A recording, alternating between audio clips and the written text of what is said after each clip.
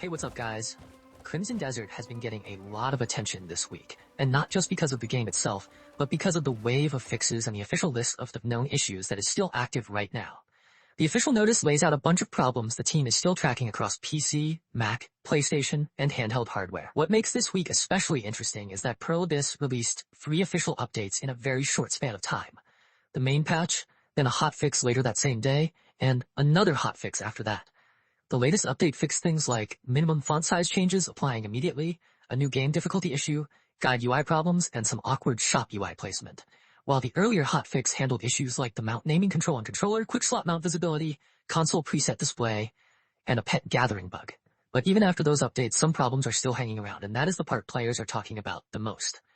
The official known issues notice says Intel Arc A7070 users can sometimes crash while using XeSS.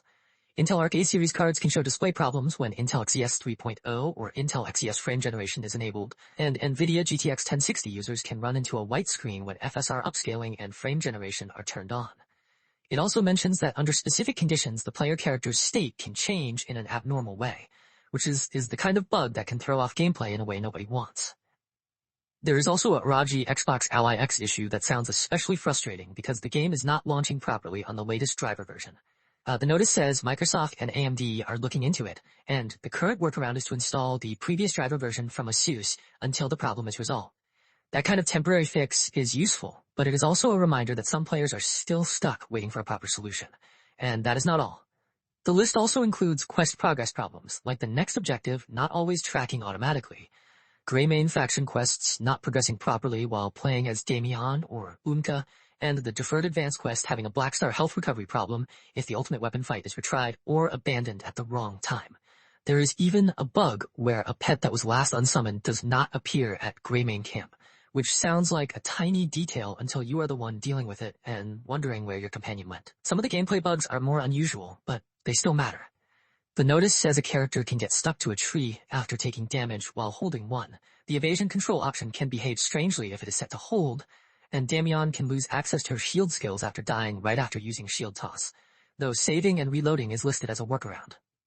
There is also a keyboard and mouse issue where switching between weapon and armor tabs in the quick slot equipment interface is blocked when an interactable object is nearby, plus a mount-related issue where required quest NPCs cannot ride together on legendary animal mounts. On top of that, there are visual and UI problems that can make the game feel rough even when it is technically running.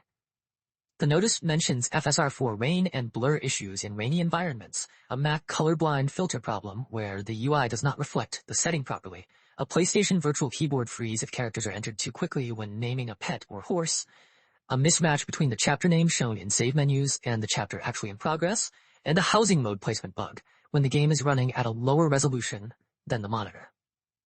So the big picture is pretty simple. Crimson Desert is clearly being updated fast, and that is a good sign, but some of the most annoying problems are still open right now. This week alone already brought 3 updates, which shows the developers are working hard, but players are still running into bugs that range from graphics issues to quest blockers to platform-specific launch problems. Honestly, I hope they sort out these known issues as soon as possible because the game has a lot going for it.